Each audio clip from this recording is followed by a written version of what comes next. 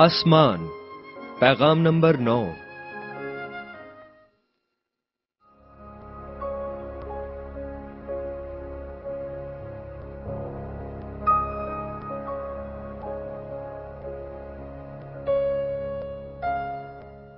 مکاشفہ 20 باب 11 سے 15 آیات۔ پھر میں نے ایک بڑا سفید تخت اور اس کو جو اس پر بیٹھا ہوا تھا دیکھا، جس کے سامنے سے زمین اور آسمان بھاگ گئے اور انہیں کہیں جگہ نہ ملی۔ پھر میں نے چھوٹے بڑے سب مردوں کو اس تخت کے سامنے کھڑے ہوئے دیکھا، اور کتابیں کھولی گئیں۔ پھر ایک اور کتاب کھولی گئی، یعنی کتاب حیات، اور جس طرح ان کتابوں میں لکھا ہوا تھا ان کے اعمال کے مطابق مردوں کا انصاف کیا گیا۔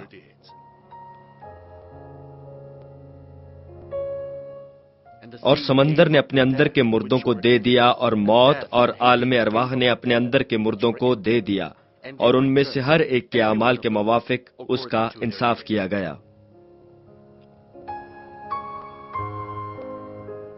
پھر موت اور عالم ارواح آگ کی جھیل میں ڈالے گئے۔ یہ آگ کی جھیل دوسری موت ہے، اور جس کسی کا نام کتاب حیات میں لکھا ہوا نہ ملا، وہ آگ کی جھیل میں ڈالا گیا۔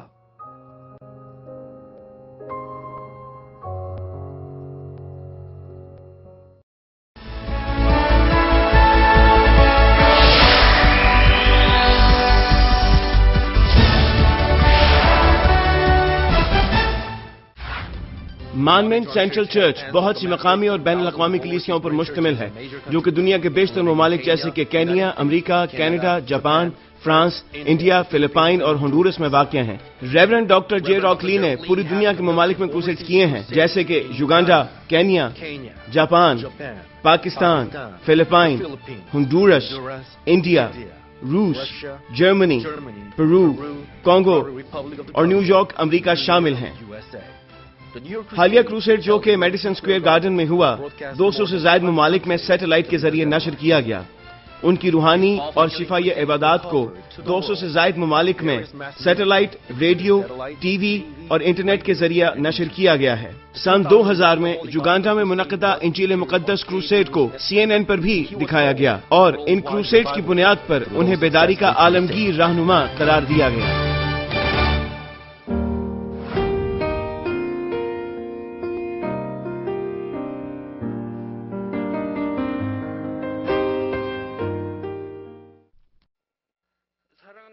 مسیح میں عزیز بہنوں اور بھائیوں، اور پوری دنیا سے کلیسیائی شاخوں کے اراکین،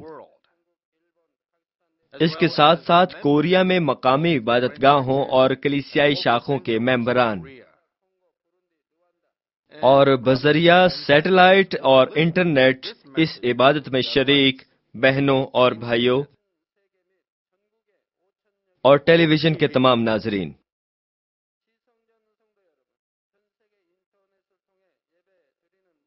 یہ آسمان کے حوالے سے ہمارے اجلاس کا نواں حصہ ہے۔ میں پچھلے اجلاس کی بات چیت کو جاری رکھوں گا، جو کہ عظیم سفید تخت کی عدالت کے بارے میں تھی۔ آئیے ہم پچھلے ہفتے کے پیغام پر غور کریں۔ عظیم سفید تخت کی عدالت زمین پر وقوع پذیر ہوگی، اور اس کا منصف خدا باپ خود زمین پر انسانی روپ میں آئے گا، اور وہ جو نجات یافتہ ہیں وہ خدا کے تخت کی دائیں جانب اور غیر نجات یافتہ تخت کی بائیں جانب ہوں گے، اور جو روحیں نجات یافتہ نہیں ہیں وہ دراصل تخت کے عین سامنے اپنی عدالت کے لیے نہیں آئیں گی۔ وہ جہنم میں عام انداز میں ہوں گی، لیکن روحانی خلاؤں کے درمیان کا دروازہ کھلے گا، اور یوں محسوس ہوگا کہ وہ ایک ہی خلا میں ہے۔ عدالت کا طریقہ کار یہ ہوگا، لیکن خدا باپ اسے اکیلا انجام نہیں دے گا، بلکہ وہ عدالت کا اختیار خدا، بیٹے اور روح القدس کو دے گا، اور اس طرح سے اس عدالت کا منصف خدائے ثالوث بنے گا۔ مزید برآں، وہ 4 انبیاء جو اس عظیم عدالت سے مبرہ ہیں، وہ اس عظیم عدالت میں خدا کی مدد کریں گے، اور اس طرح سے عدالت مزید کامل ہوگی۔ ان کے ساتھ ساتھ خدا باپ کے پاس اور بھی اراکین ہوں گے، تاکہ عدالت کا کام اچھے طریقے سے سر انجام پا سکے۔ مسیح میں عزیز بہنوں اور بھائیوں، وہ کون لوگ ہیں جو عظیم عدالت میں انصاف کرنے والوں کا کردار ادا کریں گے، اور یہ عدالت کس طریقے سے کی جائے گی؟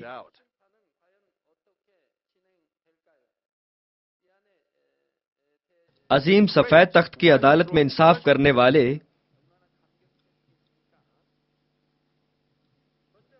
وہ 24 بزرگ ہوں گے جن کا ذکر مکاشفہ کی کتاب میں کیا گیا ہے۔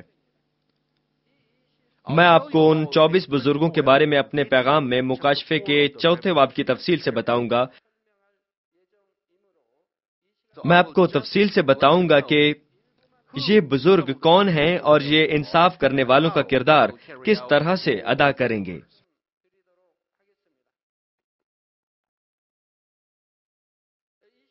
یہ 24 بزرگ پہلے تو عدالت کا طریقہ کار پائیں گے جس کے تحت وہ عظیم عدالت میں منصف کے طور پر مدد کریں گے۔ جب خدا ثالوث جو کہ بڑا منصف ہے 4 رسولوں کے ساتھ عظیم عدالت شروع کرے گا تو پولس رسول جو ان 24 بزرگوں میں سب سے بڑا ہے عدالت کو سنبھال لے گا۔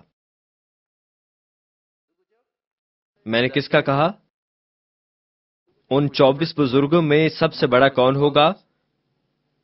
جی ہاں، پولس رسول۔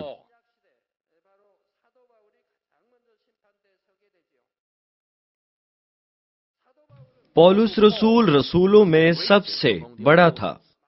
اس نے خدا کے ساتھ بہت گہرائی میں بات چیت کی اور اس نے بہت سے نشانات اور عجائب ظاہر کیے۔ وہ عدالت کے چبوترے پر اس بات کی گواہی دے گا کہ اس نے خدا کو کیسے پیار کیا اور خدا نے اس کی کیسے رہنمائی کی، جبکہ بہت زیادہ مشکلات اس کے سامنے تھی۔ تب خدا ثالوث اور 4 رسول اس بات کی گواہی دیں گے کہ اس کی باتیں سچ ہیں اور وہ فضل، اختیار اور انعامات حاصل کرے گا۔ کیا آپ اندازہ لگا سکتے ہیں کہ وہ 4 انبیاء کون ہیں؟ وہ کوئی اور نہیں بلکہ ایلیا، نوح، ابراہم اور موسیٰ ہیں۔ ان 4 اشخاص کی عدالت نہیں کی جائے گی۔ میں پچھلے اجلاس میں آپ کو اس کی وجہ بتا چکا ہوں کہ وہ کیوں اس عظیم عدالت کے دائرہ کار میں شامل نہیں ہیں۔ ان کے بعد جو نام آتا ہے وہ پولس رسول کا ہے جو ان 24 بزرگوں میں سب سے اول ہے۔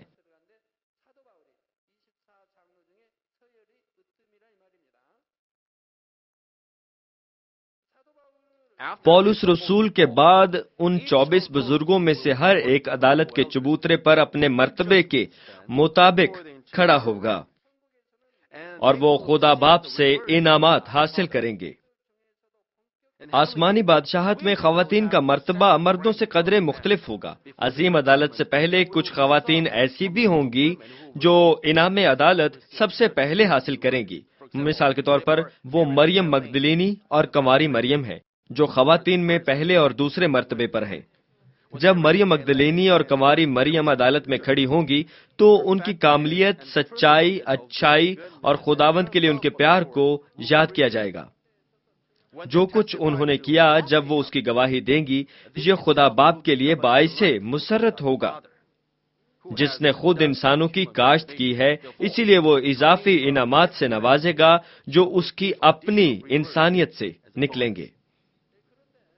لیکن حقیقت میں پولس رسول، مریم مگدلینی اور کنواری مریم اپنے مکمل اعزازات عظیم عدالت سے پہلے ہی حاصل کر چکے ہوں گے، جیسا کہ ایلیا، نوح، ابراہم اور موسیٰ نے حاصل کیے، لیکن وہ عدالت میں ایک مرتبہ پھر کھڑے ہوں گے۔ عظیم عدالت سے پہلے اپنے مکمل انعامات حاصل کر چکنے کی وجہ یہ ہے کہ پولس رسول آسمانی رتبے میں 5ویں نمبر پر ہیں اور وہ نئے عہد نامے میں لوگوں کے درمیان پہلے نمبر پر ہے، اور مریم مگدلینی اور کنواری مریم اپنی کاملیت کے لحاظ سے پہلے اور دوسرے درجے پر آتی ہیں۔ آپ کی اطلاع کے لیے عرض ہے کہ رومن کیتھولک کلیسیا میں ایک کہانی گردش کر رہی ہے۔ وہ کہانی بتاتی ہے کہ جب کنواری مریم کی وفات ہوئی اور ان کا جنازہ ہوا تو یسوع کے شاگردوں میں ایک شاگرد وہاں دیر سے پہنچا۔ اس نے جب تابوت کا ڈھکن ہٹایا تو اسے وہاں صرف کفن ہی نظر آیا۔ یہاں پر اسرائیل کی طرف سے ایک خط ہے۔ زیتون کے پہاڑ کے نیچے یسوع کا گرجا ہے جہاں پر کہا جاتا ہے کہ کنواری مریم آسمان پر زندہ اٹھائی گئی اور ان کی قبر میں ان کا جسم موجود نہیں تھا۔ توما وہاں اس کا جسم دیکھنے کے لیے بیکار ہی گیا۔ اسے پتا چلا کہ وہاں اس کپڑے کے سوا نہیں جس سے اس کے جسم کو لپیٹا گیا تھا، اور یہ بات اس حقیقت کی تائید کرتی ہے کہ وہ آسمان پر زندہ اٹھائی گئی۔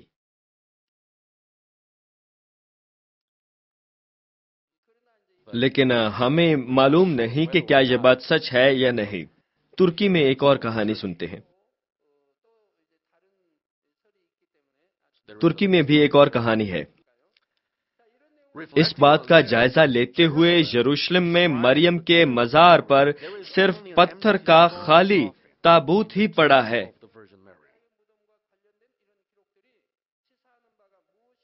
بائبل کہتی ہے وہ موسیٰ کے جسم کو بھی تلاش نہ کر سکے۔ اس لیے میں امید کرتا ہوں کہ آپ احساس کر لیں گے کہ یہ کہانی کیا بیان کرتی ہے۔ عزیز ناظرین، پھر وہ 24 بزرگ عظیم عدالت میں منصف کا کردار کس طرح سے ادا کریں گے؟ دراصل جو کردار وہ 24 بزرگ نبھا رہے ہیں اس سے تھوڑا مختلف ہے جو کہ ہمارے منصف زمین پر ادا کرتے ہیں۔ اس زمین پر منصف یہ فیصلہ کر سکتے ہیں کہ ملزم قصوروار ہے یا نہیں، لیکن عظیم سفید تخت کی عدالت میں 24 بزرگ اس بات کی گارنٹی دیں گے کہ یہ خدا کی عدالت ہے جو کہ منصف ہے۔ مثال کے طور پر فرض کر لیں کہ ایک شخص خدا کو بے پناہ محبت کرتا ہے اور دل کی گہرائیوں سے خدا کا وفادار ہے۔ اس کو عدالت کے چبوترے پر لے جایا جاتا ہے اور پھر اس کا موازنہ پولس رسول جیسے بزرگ سے کیا جاتا ہے جو کہ زندگی بھر خدا کا وفادار رہا، اور پھر اندازے کے نتیجے کے مطابق اس شخص کو انعامات دیے جائیں گے۔ اس کے برعکس ہم کہتے ہیں کہ ایک اور شخص عدالت میں کھڑا ہے، وہ خدا پر ایمان رکھتا تھا لیکن وہ آزمائشوں پر غالب نہ آ سکا اور خدا کا انکار کر کے بتوں کے سامنے سر جھکا دیا۔ جب وہ اپنے مقام پر غور کرتا ہے تو شاید وہ یہ عذر پیش کرے کہ اس قدر شدید آزمائشوں کی وجہ سے وہ ایمان پر قائم نہ رہ سکا۔ لیکن اگر وہ ان 24 بزرگوں کے درمیان پطرس کو دیکھے جسے صلیب پر الٹا لٹکایا گیا تھا، اور اگر وہ دانیال کو دیکھے جس نے اتنی ایذا رسانی میں اپنا ایمان برقرار رکھا، تو پھر وہ پہلے کی طرح بہانہ نہیں بنا سکتا۔ اور اگر وہ اپنی طرف سے دلائل بھی دے، جب وہ 24 بزرگ اس بات کی گواہی دیں گے کہ اس قدر شدید تکالیف میں انہوں نے اپنے ایمان کو کیسے مضبوط رکھا، تو پھر اس کے فضول دلائل کا جلد اندازہ ہو جائے گا، اور وہ یہ جرت بھی نہیں کر سکتا کہ ان 24 بزرگوں کے سامنے کوئی دلائل پیش کر سکے۔ اس لیے خدا ایسے لوگوں کا چناؤ کرے گا جنہوں نے اپنے دل کو ہر ایک بات میں بہت اچھا بنا لیا ہو، جیسا کہ ایمان، امید، پیار، وفاداری، اچھائی، سچائی اور ثابت قدمی، اور ان کو 24 بزرگوں کی طرح متعین کرے گا۔ خدا نے مجھے بتایا ہے کہ وہ 24 بزرگ کون ہیں۔ میں آپ کو مکاشفے کے لیکچر کے سلسلے میں بتاؤں گا کہ ان کا جلال کس قدر عظیم ہوگا۔ میں خواہش کرتا ہوں کہ آپ میں سے بہت سے 24 بزرگوں کے رتبے کو پہنچ سکیں۔ میں سوچتا ہوں کہ کیا وجہ ہے کہ خدا نے مجھے ان 24 بزرگوں کے نام نہیں بتائے۔ وہ اس لیے کہ ہمارے پاس ابھی کچھ وقت اور ہے کہ انسانوں کی کاشت مکمل ہو جائے۔ ان آخری دنوں میں بہت سے لوگ ہوں گے جنہوں نے خدا کو بے پناہ پیار کیا اور وفاداری کے ساتھ کام کیا کہ صرف خدا کی بادشاہت کو حاصل کر سکیں۔ اس لیے آپ لوگوں کے درمیان جو لوگ میرا پیغام سن رہے ہیں، میں امید کرتا ہوں کہ ان میں سے وہ لوگ بھی ہوں گے جو 24 بزرگوں کے رتبے کو پہنچیں گے، اپنے اس روحانی دل کو لے کر جو کہ موتی کی مانند ہے۔ عزیز بہنوں اور بھائیوں، خدا باپ جو کہ منصف ہے اکیلا ہی عدالت نہ کرے گا، بلکہ خدا، بیٹا اور روح القدس بھی منصف ہوں گے۔ چنانچہ عظیم عدالت میں کامل دستور کے لیے عدالت میں 24 بزرگ منصف کی طرح ہوں گے، اور وہ 4 انبیاء بھی جو انسانی کاشت کا بہترین پھل ہیں اس عدالت میں مدد کریں گے، اس لیے کہ یہ انسانی کاشت کی آخری عدالت ہے۔ خدا باپ اس عدالت کی تکمیل کے لیے بہت سے اقدامات کرے گا۔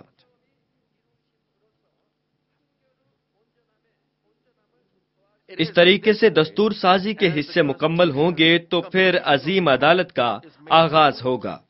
سب سے پہلے وہ جو نجات یافتہ نہیں ہیں ان کی عدالت ہوگی، اور وہ خدا کے تخت کے سامنے نہیں جائیں گے اور خدا کو روبرو نہیں دیکھ پائیں گے۔ وہ لوگ گناہ گار ہیں جو خدا کو روبرو نہیں دیکھ سکتے، اس لیے ان کی عدالت جہنم میں رہتے ہوئے ہوگی۔ لیکن کیونکہ دوزخ کے دروازے کھل چکے ہوں گے، اس لیے وہ لوگ محسوس کریں گے کہ وہ آسمان کے پہلے حصے میں ہی ہیں، اور یہ وہ بات ہے جو میں نے آپ کو پچھلے لیکچر میں تفصیل سے بتائی۔ اس لیے غیر نجات یافتہ لوگوں کے لیے یہ عدالت بڑی ڈراؤنی اور سخت ہوگی۔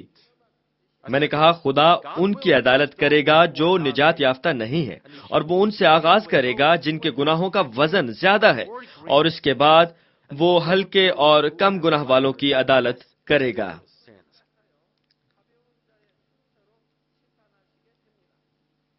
لیکن ایسا نہیں ہے کہ ہر کوئی سزا کے حکم کے فوراً بعد ہی جہنم میں چلا جائے گا۔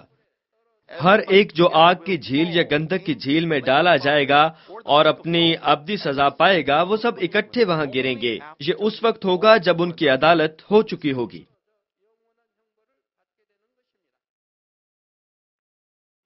اس کے بارے میں مکاشفہ 8ویں باب کی 21ویں آیت میں مرقوم ہے، مگر بزدلوں اور بے ایمانوں اور گھناؤنے لوگوں اور خونیوں اور حرام کاروں اور جادوگروں اور بت پرستوں اور سب جھوٹوں کا حصہ آگ اور گندھک سے جلنے والی جھیل میں ہوگا۔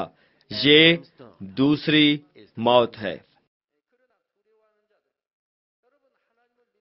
اور بزدل یعنی وہ لوگ جو خدا پر ایمان کا اقرار کرتے ہیں مگر خدا سے خوف زدہ ہیں، وہ سچے ایماندار نہیں ہو سکتے۔ کامل پیار ڈر کو دور کر دیتا ہے۔ اگر آپ حقیقی معنوں میں خدا سے پیار کرتے ہیں تو آپ میں خوف نہیں ہوتا۔ اگر آپ واقعی خدا پر ایمان رکھتے ہیں تو آپ میں خوف ہرگز نہیں ہوتا۔ آپ میں سے کچھ لوگ رات کے اندھیرے میں جب اکیلے ہوں تو ڈرتے ہیں۔ اگر آپ اس چیز پر بھروسہ رکھتے ہیں کہ خدا آپ کے ساتھ ہے اور فرشتے آپ کی حفاظت کرتے ہیں تو پھر ڈر محسوس کرنے کی کیا وجہ ہے؟ اگر آپ کے اندر کوئی گناہ نہیں ہے تو پھر آپ میں ڈر نہیں ہوگا۔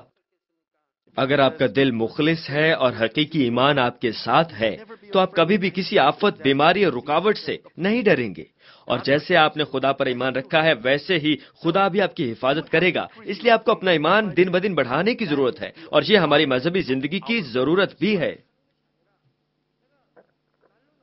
یہ آپ کے لیے کافی نہیں ہے کہ محض باقاعدگی سے گرجا گھر جائیں، بلکہ آپ کو روز بروز خدا کا کلام پڑھنے اور اپنے ایمان کو بڑھانے کی ضرورت ہے۔ یہ ایمان آپ کو صرف خدا سے مل سکتا ہے، اس لیے آپ کو خدا کے کلام کو ہر وقت اپنے ذہن میں رکھنا ہے اور اپنے اعمال سے ظاہر کرنے کی ضرورت بھی ہے۔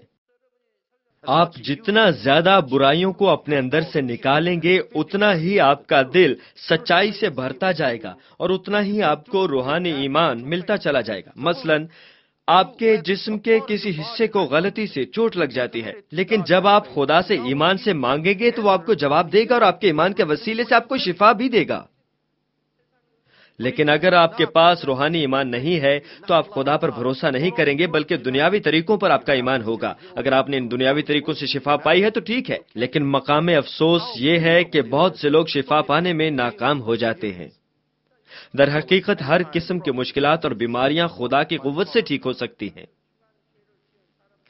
گندک کی جھیل آگ کی جھیل سے 7 گنا زیادہ گرم ہے۔ یہ معمولی گناہ گاروں کے لیے نہیں بلکہ ان گناہ گاروں کے لیے ہے جن کے گناہ بہت شدید قسم کے ہیں۔ مثلا یہ وہ ہیں جن کے ضمیر گرم لوہے سے چھیدے داغے گئے اور جنہوں نے روح القدس کی تحقیر کر کے خدا کی بادشاہت کی مخالفت کی ہے۔ میں اپنی کتاب میں پہلے ہی جہنم کے بارے میں تفصیل سے بتا چکا ہوں۔ ان کے لیے جگہ جو نجات یافتہ نہیں ہیں وہ عظیم سفید تخت عدالت کے سامنے سزا پائیں گے۔ چنانچہ فردوس کی کتابوں کے ساتھ ساتھ ان کتابوں کو بھی ضرور پڑھیں۔ مسیح میں عزیز بہنوں اور بھائیوں، غیر نجات یافتہ لوگوں کی عدالت اور آگ یا گندک کی جھیل میں ڈالے جانے کے بعد ان لوگوں کی عدالت ہوگی جو اپنے ایمان کے سبب سے بچائے گئے ہیں۔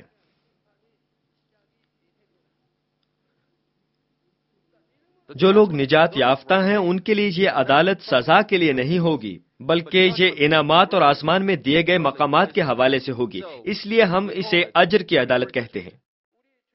مکاشفہ 22ویں باب کی 12ویں آیت میں خداوند کا وعدہ ہے، دیکھ میں جلد آنے والا ہوں اور ہر ایک کے کام کے موافق دینے کے لیے اجر میرے پاس ہے، اور یہ وعدہ اس عدالت میں پورا کیا جائے گا۔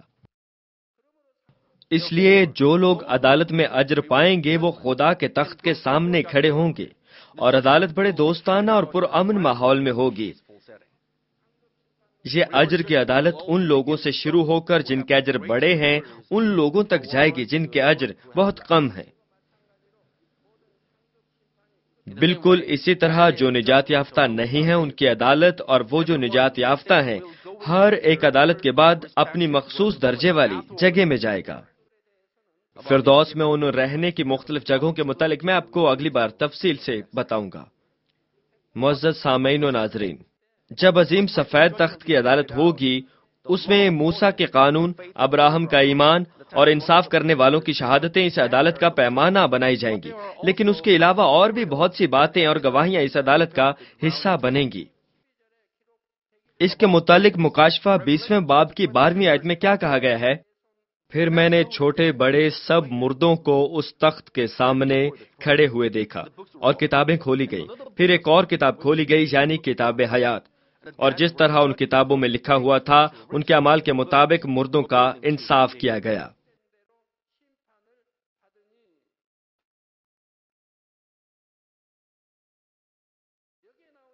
اس حوالے میں کتاب حیات وہ کتاب ہے جس میں ان لوگوں کے نام لکھے گئے ہیں جو پاک روح کی نجات حاصل کر کے خدا کے بچے کہلاتے ہیں، اور یہ حوالہ مزید یہ کہتا ہے، اور جس کسی کا نام کتاب حیات میں لکھا ہوا نہ ملا وہ آگ کی جھیل میں ڈالا گیا۔ اور یہ کتاب کہتی ہے کہ ہر کسی کو اس کے اعمال کے مطابق بدلہ دیا جائے گا۔ تمام غیر نجات یافتہ لوگوں کے اس دنیا پر اعمال اس کتاب میں درج کیے جائیں گے، اور کتاب میں مندرج معلومات پر ہی ان سب کے فیصلے منحصر ہوں گے۔ کسی بھی شخص کی پیدائش سے لے کر اس کی وفات تک کیے جانے والے چھوٹے سے چھوٹے اور بڑے سے بڑے اعمال کتاب حیات میں درج ہیں۔ متی 12 باب کی 36ویں آیت میں مرقوم ہے، اور میں تم سے کہتا ہوں کہ جو نکمی بات لوگ کہیں گے عدالت کے دن اس کا حساب دیں گے۔ ہر ایک نکمی بات عدالت کی کتابوں میں درج ہوگی جو آپ نے کہی ہوگی۔ کچھ اپنے لطیفوں اور فضول گوئی کو نظر انداز ہی کر دیتے ہیں اور انہیں اہمیت ہی نہیں دیتے اور ان سے بچنے کی کوشش نہیں کرتے، لیکن آپ جو لطائف بیان کریں وہ عدالت کی ان کتابوں میں درج ہوں گے۔ آپ کو صرف اچھے لطائف ہی بیان کرنے ہیں، بلکہ بہتر تو یہ ہوگا کہ آپ ہر قسم کے لطیفے سے اجتناب کریں۔ جب میں آپ سے کچھ مزاحیہ باتیں کرتا ہوں تو آپ ہنستے اور خوش ہوتے ہیں۔ اگر آپ ان مزاحیہ باتوں کو جاری رکھیں کہ ان میں کوئی برائی یا جھوٹ نہیں ہے تو پھر بھی یہ خدا کی نظر میں قابل قبول نہیں ہے۔ آپ کو ہر قسم کے بے معنی الفاظ ترک کرنا ہوں گے۔ آپ کو یاد رکھنا ہوگا کہ ہر ایک نکمے لفظ کا حساب لیا جائے گا، ایک بھی لفظ ضائع نہیں ہوگا۔ بائبل مقدس ہمیں بتاتی ہے کہ ہر ایک لفظ جو ہم زمین پر بولتے ہیں ہمیں اس کا حساب عظیم عدالت کے دن دینا ہوگا۔ اسی وجہ سے ہمیں بولتے وقت محتاط رہنا چاہیے۔ آپ کو ہمیشہ اچھے اور خوبصورت الفاظ ہی بولنے چاہیے۔ آپ ہونٹوں سے ہی لوگوں کی عدالت کرتے اور ان کو رد کرتے ہیں، جو کہ نہیں ہونا چاہیے۔ یہ بہت بڑا گناہ ہے۔ آپ کو کسی کی عدالت نہیں کرنی چاہیے۔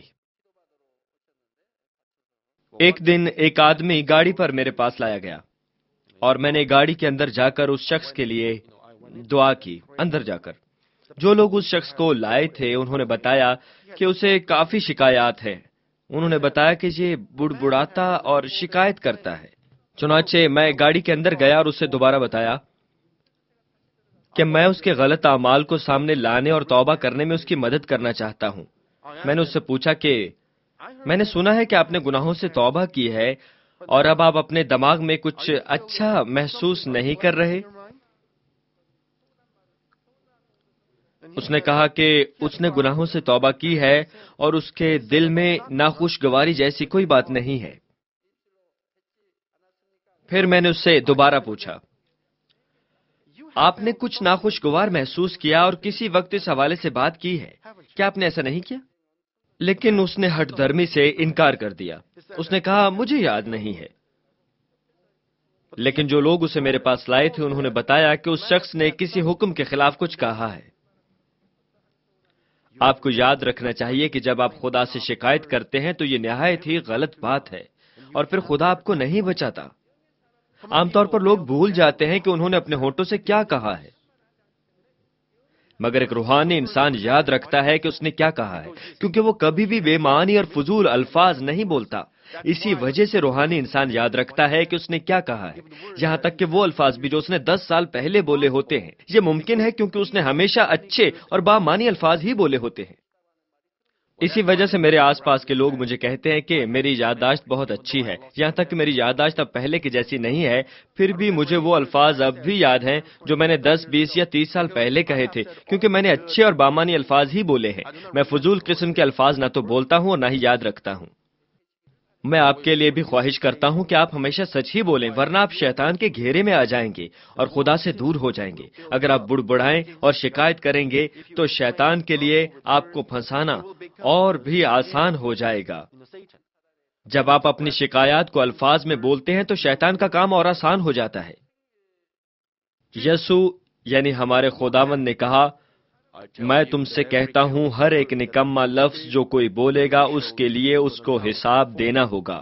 ہر ایک لفظ جو تم بولتے ہو عظیم عدالت کے دن اس ہر ایک لفظ کا حساب لیا جائے گا۔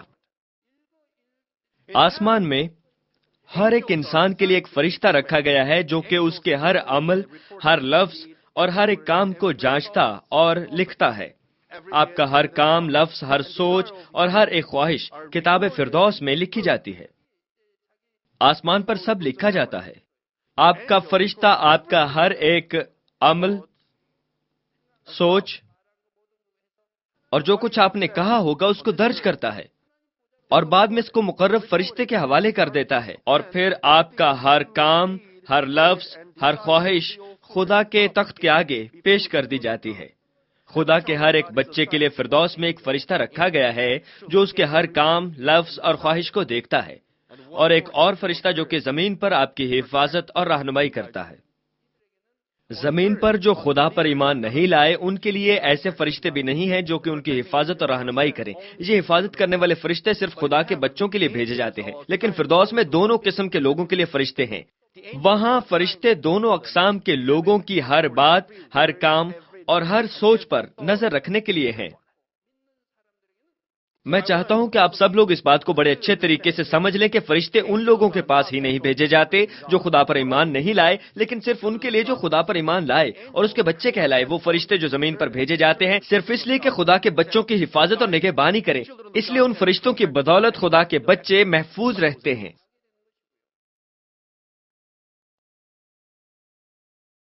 لیکن جب وہ خدا کے کلام کے مطابق زندگی بسر نہیں کرتے بلکہ اس کے احکامات کی نفی کریں گے تو وہ لوگ زیادہ دیر تک خدا کی حفاظت میں نہیں رہ سکتے، اور پھر شیطان کو کھلی منمانی کرنے کی اجازت ہوگی۔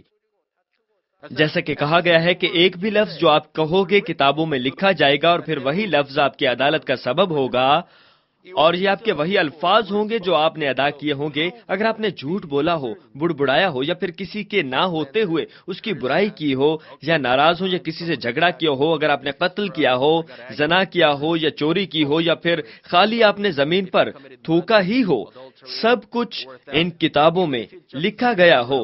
نہ صرف آپ کے گناہ بلکہ آپ کے اچھے کام بھی ان کتابوں میں لکھے گئے ہوں گے۔ اسی وجہ سے یسوع نے متی 6 باب کی 4 آیت میں کہا ہے کہ تاکہ تیری خیرات پوشیدہ رہے، اس صورت میں تیرا باپ جو پوشیدگی میں دیکھتا ہے تجھے بدلہ دے گا۔ پھر رومیو 2 باب کی 16 آیت میں کہتا ہے، جس روز خدا میری خوشخبری کے مطابق یسوع مسیح کی معرفت آدمیوں کی پوشیدہ باتوں کا انصاف کرے گا۔ لیکن جنہوں نے یسوع مسیح کو قبول کیا وہ بچائے گئے، ان کے لیے پریشانی کی کوئی بات نہیں ہے۔ اس انسان کے گناہ جو خدا کو قبول کر لیتا ہے اور اس پر ایمان لے آتا ہے خداوند کے خون سے دھل جاتے ہیں، اس لیے یہ باتیں بھی کتاب سے مٹا دی جائیں گی۔ اگرچہ وہ سارے گناہ جب آپ نے خدا کو قبول کیا عدالت کی کتابوں سے مٹا دیے گئے، اگر روح القدس آپ کے دل سے نکل جائے اور آپ اپنے گناہوں کی توبہ کریں تو آپ ضرور توبہ کریں اور کرتے ہی چلے جائیں۔ توبہ کی روح آپ کو وہ گناہ یاد دلائے گی جو آپ نے کیے، اور پھر مہربانی سے ان کی توبہ ضرور کریں۔ یہ بالکل ایسا ہی ہے جیسے زبور 103 کی 11ویں آیت میں کہا گیا ہے، جیسے پورب پچھم سے دور ہے ویسے ہی اس نے ہماری خطائیں ہم سے دور کر دیں۔ مشرق مغرب سے کتنی دور ہے؟ کیا آپ ان کے سروں کو ماپ سکتے ہیں؟ اگر آپ مغرب یا مشرق کی طرف چلیں تو بھی آپ اس کے آخر کو نہیں پہنچ سکتے۔ ہمارے باپ خدا نے ہماری خطائیں ہم سے دور کر دی ہیں۔ اگر آپ خداوند کو قبول کرنے کے بعد بھی گناہ کرتے ہیں تو اپنے دل کو موڑیں اور خدا سے معافی مانگیں، تو خدا آپ کے گناہ کو معاف کر دے گا۔ یہ بالکل ایسا ہی ہے جیسے کہ پہلا یوحنا پہلے باب کی 7ویں آیت میں ہے، لیکن اگر ہم نور میں چلیں جس طرح کہ وہ نور میں ہے تو ہماری آپس میں شراکت ہے، اور اس کے بیٹے یسوع کا خون ہمیں تمام گناہ سے پاک کرتا ہے۔ اگر کوئی آپ کو تعلیم دیتا ہے کہ جب آپ اپنے ایمان سے توبہ کریں تو آپ کے گناہ معاف ہو سکتے ہیں، تو آپ اس کا یقین نہ کریں، کیونکہ بائبل مقدس اس بات کی نفی کرتی ہے۔ بائبل مقدس ہمیں صاف طور پر بتاتی ہے کہ اگر آپ واقعی خدا پر ایمان رکھتے ہیں اور اس پر بھروسہ کرتے ہیں اور پیار کرتے ہیں تو پھر آپ کو کلام کے مطابق چلنا ہے اور خدا کے نور میں چلنا ہے۔ اگر آپ نور میں چلتے ہیں تو آپ کی زندگی خدا کے ساتھ شراکت میں ہوگی اور آپ کے ایمان کا اعتراف بھی یقینی ہو جائے گا، اور پھر خدا کے بیٹے یسوع کا خون آپ کو آپ کے گناہوں سے بھی دھو ڈالے گا۔ پھر ہم خدا کے ساتھ بات بھی کر سکتے ہیں۔ ہم صرف اس صورت میں خدا سے بات کر سکتے ہیں جب ہم کلام پر عمل کے ذریعے اس کی فرما برداری کریں۔ اگر آپ خدا پر یقین کرتے ہیں تو آپ اس سے پیار کریں گے، اور اگر آپ اس سے پیار کرتے ہیں تو پھر آپ نور میں چلیں گے، اور جب آپ نور میں چلیں گے تو پھر یسوع کا پاک خون ہمارے گناہ بھی دھو ڈالے گا۔ ہمیں کہیں اپنے گناہوں کی صفائی اور معافی نہیں مل سکتی، یہ صرف آپ کے ایمان کے اعتراف سے ہی ممکن ہے۔ پرانے عہد نامے اور نئے عہد نامے میں بھی یہ بات کہیں نہیں ہے۔ اس طرح کی باتوں سے آزمائش میں نہ پڑیں۔ یہ ایسے ہی ہے کہ جیسے ایک اندھا دوسرے اندھے کو راہ دکھائے اور پھر دونوں ہی گڑھے میں گر جائیں، اور پھر وہ لوگ ابدی موت کو پہنچ جائیں گے۔ لیکن اگر آپ خداوند کے خون پاک کی قیمت پر تکیہ کریں، جب آپ ایسے گناہ کریں جن کی معافی نہیں ہے، تو ہو سکتا ہے کہ آپ کا نام کتاب حیات میں سے مٹا ڈالا جائے۔ جیسا کہ میں نے آپ کو دوسرے اجلاس میں فردوس کے لیکچر میں تفصیل سے بتایا تھا کہ یہ وہ کام ہے جہاں آپ گناہ کرتے ہیں اور موت حاصل کرتے ہیں، اور پھر آپ کے اندر کا روح القدس ختم ہو جاتا ہے۔ ان گناہوں میں سے خدا کے خلاف بولنا، مخالفت اور روح القدس کے خلاف بولنا، اور جو لوگ یہ گناہ کرتے ہیں وہ جہنم میں گندک کی جھیل میں ڈالے جائیں گے۔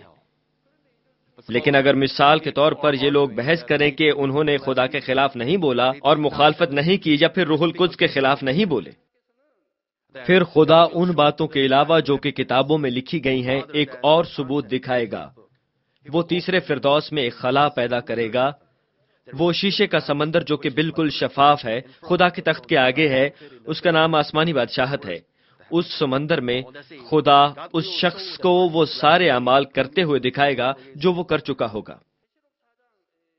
مکاشفے کے پہلے حصے میں 4 باب کی 6 آیت کہتی ہے، اور اس تخت کے سامنے گویا شیشے کا سمندر بلور کی مانند ہے۔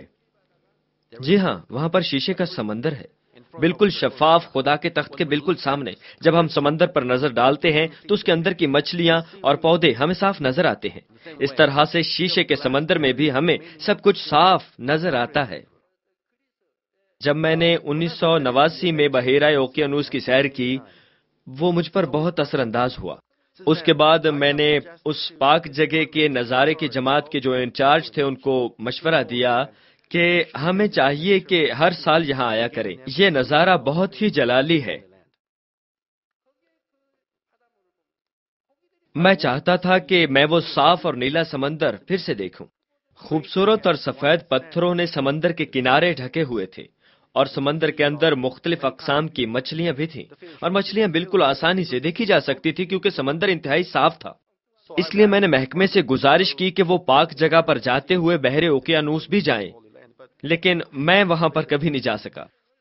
جب اس سمندر پر انسان کی زندگی کا عکس ڈالا جاتا ہے تو اس کا دل، اس کی سوچیں، اس کا ذہن، اس کی زبان اور سارے اعمال ظاہر ہو جاتے ہیں، اور اس عظیم سفید تخت کی عدالت کے وقت خدا ضرورت پڑنے پر اس سمندر میں سب کچھ ظاہر کر دے گا۔ وہ ساری چیزیں جو انسان زمین پر کرتے رہے ہیں اس وقت دکھائی جائیں گی جیسے کہ وہ ابھی ہو رہی ہوں، اور یہ اس بات کا ثبوت ہوگا کہ انسان مکر نہ جائے کہ اس نے کچھ نہیں کیا، اس لیے کوئی جھوٹی گواہی کی بنا پر اپنے کیے سے پھر نہیں سکے گا۔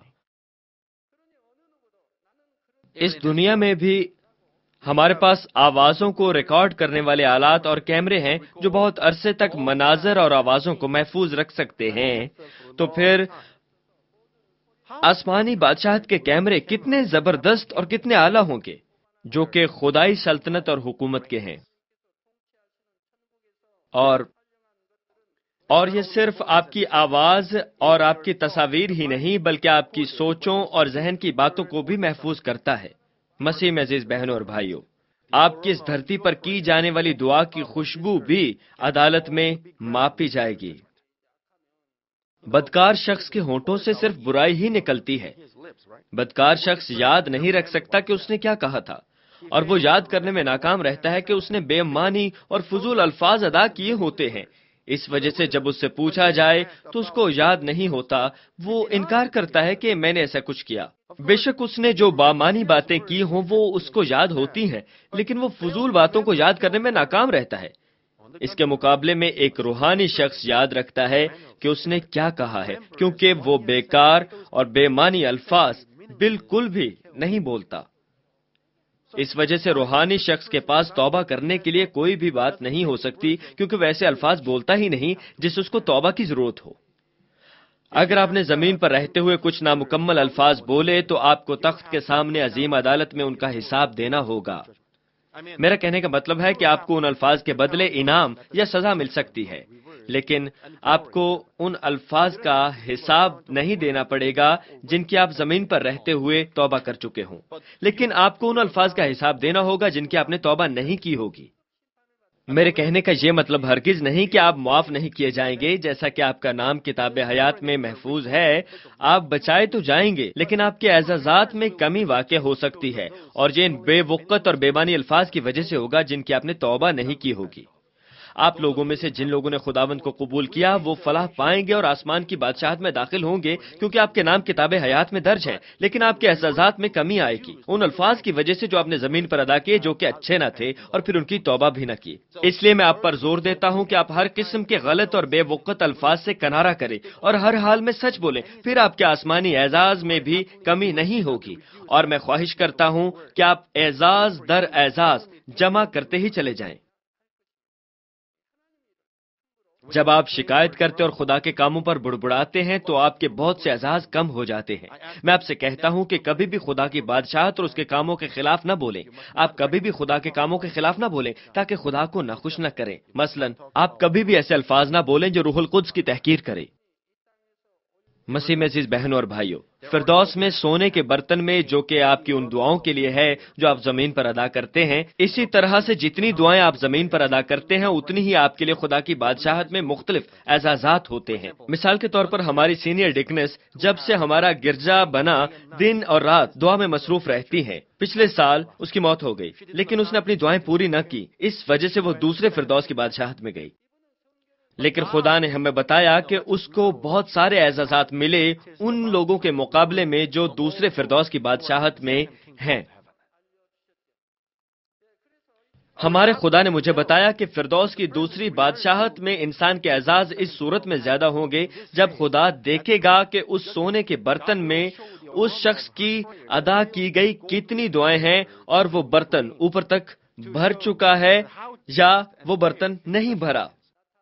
لیکن یہ سب کچھ آپ کی دعاؤں پر نہیں ہے، بلکہ خدا باپ یہ بھی دیکھتا ہے کہ ہم نے کس لگن سے کام کیا، اور وہ ضرور آپ کو آپ کے کام کے مطابق ہی ادا کرے گا۔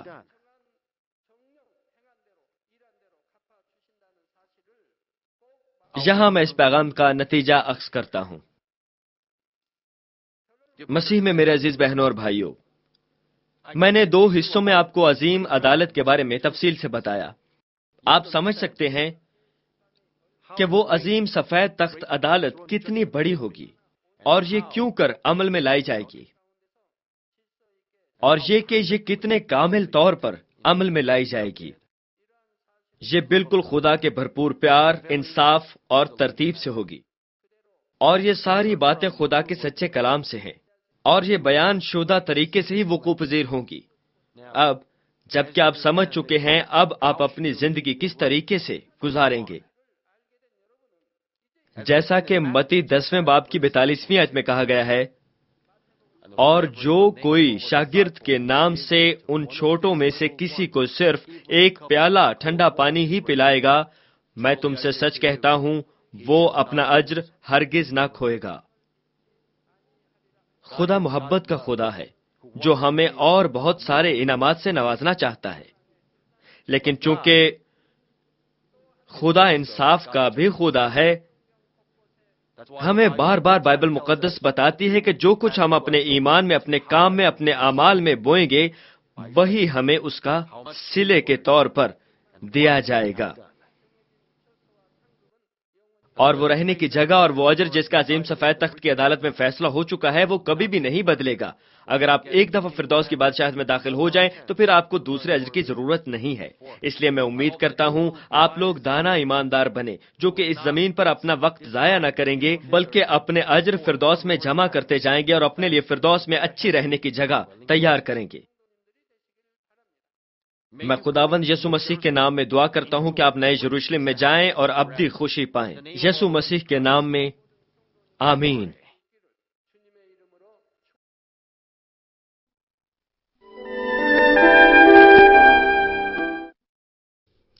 بیماروں کے لیے دعا۔ میں ان سب لوگوں کے لیے دعا کروں گا جو بیمار ہیں۔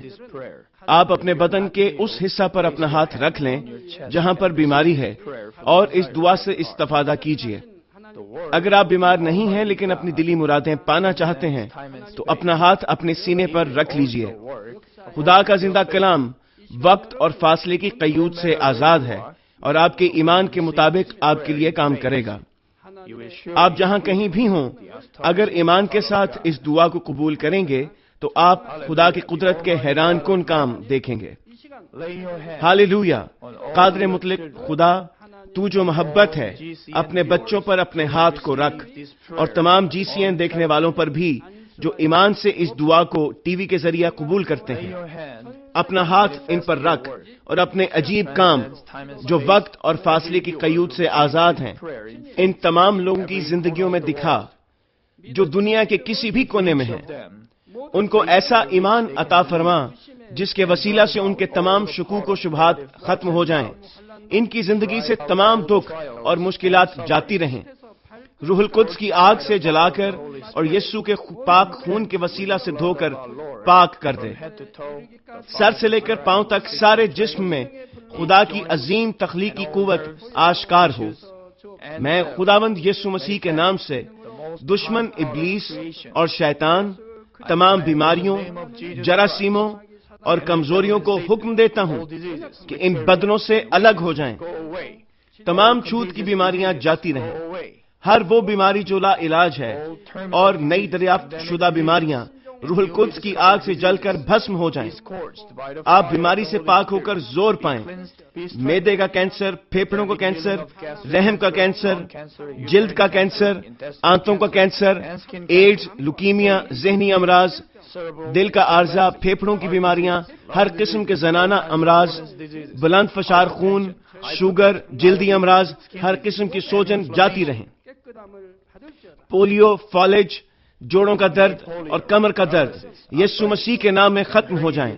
ہر قسم کا سر درد اور حادثات کے نتیجے میں پیدا ہونے والی ہر جسمانی تکلیف یسوع کے نام میں جاتی رہے۔ بیماری کی وجہ سے تھکان، نزلہ، زکام اور گلر جیسی بیماریاں روح القدس کی آگ سے جل کر بھسم ہو جائیں۔ مرگی، ذہنی معذوری، ذہنی دباؤ اور تمام ذہنی بیماریاں یسوع مسیح کے نام سے جاتی رہیں۔ ہر قسم کی تاریکی ختم ہو جائے اور ان کے دلوں میں اطمینان اور شادمانی آ جائے۔ خدا باپ تخلیق کی عظیم ترین قوت کے وسیلہ سے یہ جسم جو کمزور ہو چکے ہیں دوبارہ سے زور پائیں، فالج کے جکڑے آزاد ہو جائیں اور لنگڑے چلنا اور چھلانگے لگانا شروع کریں۔ نظر کی کمزوری جاتی رہے، بہرے سننا شروع کر دیں، اندھے بینائی حاصل کریں اور گونگے لوگ بولنا شروع کر دیں۔ خدا باپ بانجھ خواتین کو اولاد کی برکت عطا فرما، ٹوٹی ہڈیوں کو جوڑ دے اور جسم کے تمام جلے ہوئے حصے مکمل طور پر شفا یاب ہو جائیں۔ نشہ کی لعنت میں گرفتار لوگوں کو روح القدس کی آگ کے وسیلہ سے پاک اور صاف کر دے۔ جسم کے تمام مردہ خلیے زندہ ہو جائیں، تمام تاریکی جاتی رہے اور ابلیس کی قوتیں نکل جائیں۔ میں یسوع مسیح کے نام سے حکم دیتا ہوں کہ دشمن ابلیس، شیطان اور ہوا کی عملداری کا حاکم اپنا قبضہ چھوڑ دیں، اور ان کے تمام قاصد بھی یسوع مسیح کے قادر نام میں نکل جائیں۔ تاریکی کی ناپاک، دھوکہ دینے والی اور گمراہ کر دینے والی قوتیں یسوع کے نام میں دور ہو جائیں۔ بے ایمانی اور نا انصافی کی بدروہیں جاتی رہیں، تمام تاریکی جاتی رہے، تیرا نور چمکے۔ خدا باپ ان کی روحوں کو بھی ان کے جسم کے ساتھ مضبوط فرما، ان کو قوت دے کہ یہ تجھ کو پکار سکیں، ان کو قوت دے کہ یہ اپنے گناہوں کو ترک کر سکیں، ان کی جانیں اس دنیا میں راحت پائیں اور ان کی زندگیاں خوشحال ہوں۔ ان کی دعاؤں کو قبول فرما اور ان کی دلی مرادوں کو پورا فرما۔ ان کی زندگیاں ایمان، امید اور محبت میں ترقی کرتی چلی جائیں، اور ان کے خاندان بھی تیری نجات کے پیغام کو سن کر قبول کریں اور نجات حاصل کریں۔ ان کے خاندانوں کو ہر قسم کے حادثات اور تباہیوں سے محفوظ رکھ، اور ان کو برکت دے کہ وہ ایک خوشحال زندگی بسر کریں۔